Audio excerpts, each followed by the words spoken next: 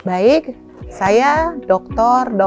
Andi Julia Riviana, SH MKes. Hari ini saya akan sedikit memberikan pencerahan yang terkait dengan apa yang lagi berkembang, yang lagi viral di medsos, yaitu vape, ya, vape atau electronic cigarette, ya. Kalau kita lihat di luar bahwa vape itu katanya lebih nyaman, lebih ringan, lebih enteng, lebih aman, lebih safe daripada rokok biasa.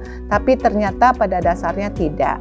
Kalau rokok biasa itu adalah membakar tembakau, ya hanya membakar tembakau dan kita hanya menghisap asapnya aja, walaupun Anda bilang orang saya keluarkan kok asapnya gitu ya, tapi ternyata tetap ada sekian persen itu masuk ke dalam tubuh kita ya, terutama di paru-paru.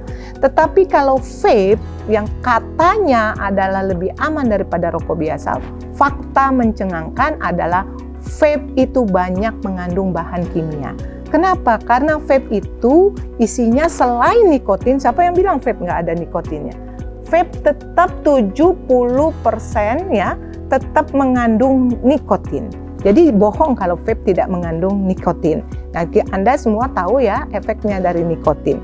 Jadi kalau dibilang vape itu lebih aman, tidak. Karena terus vape itu yang kedua adalah mengandung perasa. Anda tahu kan kalau vape itu ada rasa buah, ada wangi bunga gitu ya. Dan itu semua adalah bahan kimia yang tanpa Anda sadari Anda bakar, menimbulkan asap dan menimbulkan logam yang tertimbun di dalam paru-paru Anda. Wow banget deh itu ya. Dan yang ketiga adalah formaldehid, atau formaldehid ini adalah bahan kimia yang bersifat karsinogenik atau yang kita sebut sebagai bahan penyebab cancer. Dan yang selanjutnya adalah logam berat pastinya. Bayangin bahan-bahan yang segitu padatnya di dalam vape yang katanya gaya-gaya itu, yang harganya juga pastinya tidak murah, ternyata mengandung banyak efek di belakang itu semua. Nah, efek yang selanjutnya adalah nikotin. Ya, tadi kan saya bilang bahwa vape itu tidak baik-baik aja gitu ya. Vape itu tetap mengandung nikotin gitu. Jadi luar biasa ini vape ini ya, selain nikotin aja tetapi juga ada bahan kimia. Nah, kenapa sih nikotin itu kita cegah masuk ke dalam tubuh kita? Karena nikotin ini punya efek ya. Yang pertama itu efeknya adalah ketergantungan, adiksi. Dan ini tentunya dilarang sama BNN ini dengan Undang-Undang Nomor 35 tahun 2009 ya tentang narkotika karena menimbulkan efek ketergantungan. Yang kedua adalah memacu jantung. Jadi siapa bilang bahwa kalau nge-vape itu aman-aman aja? Kalau Anda nge-vape itu otomatis menambah denyut jantung. Nah, kalau jantungnya udah bilang tolong gitu ya, udah nggak kuat karena kelelahan, nah ini yang bahaya. Dan yang ketiga adalah tentunya pada otak ya. Dan ini kebanyakan pada remaja ataupun dewasa, saya rasa kalau bapak-bapak udah nggak ngerokok itu ya, kalau bapak-bapak lebih banyak cerutu itu ya. Tetapi vape itu lebih banyak di anak remaja dan dewasa. Nah, ini tentunya akan menimbulkan efek ke dalam otak manusia dan sehingga lebih lemot, lebih lola katanya orang biasa ya, lama loading gitu ya. Dan ini yang menimbulkan ketidaknyamanan ke dalam kehidupan sehari-hari. Nah, kita bicara tentang dampak sekarang. Yang pertama dampak pada paru tentunya, karena ini tentang vape ya, tentang rokok. Jadi dampak yang pertama adalah pada paru. Dampak pada paru yang sering kita dengar di dalam medsos itu adalah tentang paru popcorn. Nah, kalian tahu popcorn kan bentuknya? Nah, itu akibat dari dampak asap yang tertumpuk. Ya, dari perasa-perasa yang numpuk di dalam bahan kimia itu di dalam paru-paru kita. Jadi ada jaringan parut. Yang kedua adalah penyakit yang namanya EVALI. EVALI itu adalah cedera pada paru tanpa kalian sadari, ada luka-luka di dalam paru itu yang menyebabkan jaringan parut ya, sehingga pada saatnya paru tidak bisa bekerja dengan baik untuk memproduksi oksigen yang dibutuhkan oleh jantung yang nantinya akan dipompa ke seluruh tubuh manusia, yang salah satunya semua organ akan mendapatkan oksigen yang dibutuhkan. Nah, uap yang menumpuk itu tentunya tidak baik, ya.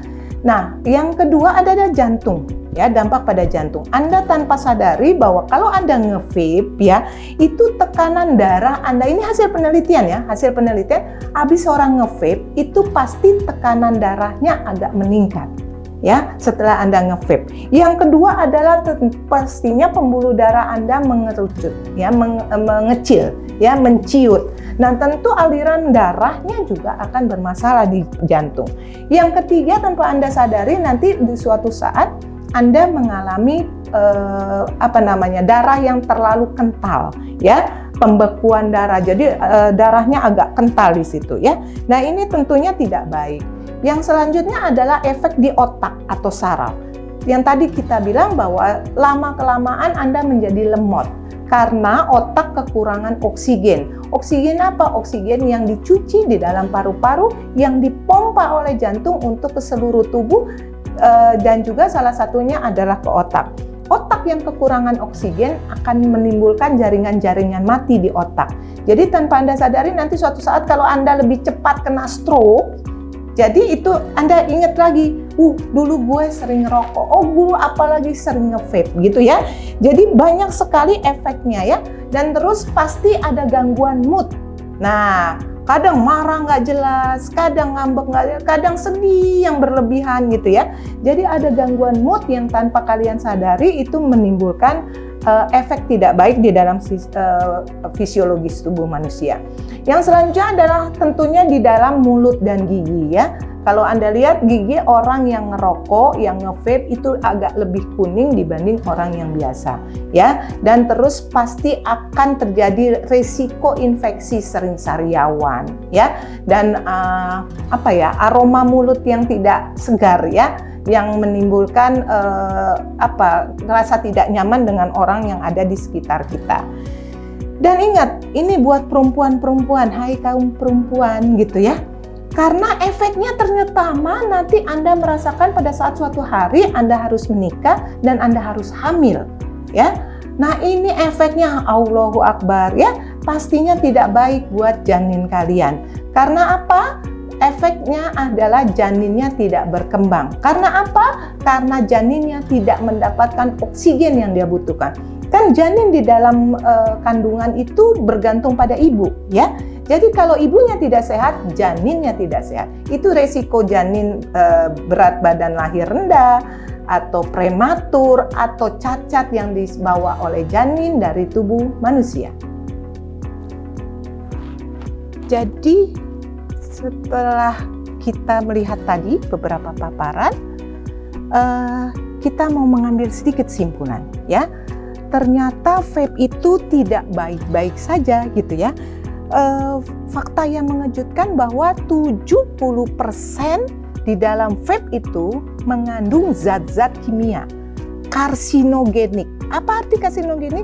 Zat-zat yang bisa memicu kanker, ya. 24% miligram itu mengandung nikotin. Jadi bohonglah vape itu tidak ada nikotinnya, ya. Dan yang pasti 100% itu menyebabkan adiksi. Adiksi apa? Ketergantungan. Jadi bohong kalau vape itu tidak ada tar jadi aman gitu, ya.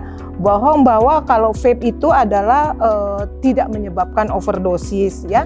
Bahwa vape itu adalah bahan yang aman untuk tidak ketergantungan, itu bohong. Pada kenyataannya vape itu lebih bahaya daripada rokok sigaret biasa. Nah, kalau kita lihat bahwa kita harus bijak, ya, harus bijak dengan vape atau rokok, ya. Kalau dia jadi kalau gitu lebih aman rokok dong, Bu. Enggak juga, ya. Sudah banyak penelitian bahwa orang yang merokok itu menyebabkan kanker di masa depannya. Jadi hati-hati mau rokok kayak mau vape, tapi ternyata vape yang selama ini dianggap aman, dianggap bahwa lebih nyaman daripada rokok biasa, itu ternyata tidak benar ya. Jadi kita harus bijak dalam menyikapi apa yang berkembang di masyarakat. Kalau dibilang ngetren ya jangan ikut-ikutan tren lah gitu ya. Kita tetap harus memikirkan bagaimana kesehatan kita ya. Dan resiko jangka panjangnya juga nggak bisa diprediksi dari sekarang gitu ya. Jadi hati-hati kalau kita ngerokok, kita harus melihat orang yang di sebelah kita, menyelamatkan orang yang ada di sekitar kita, terutama nanti Anda ada anak, ada keluarga, ada orang tua di sekitar kita. Oke?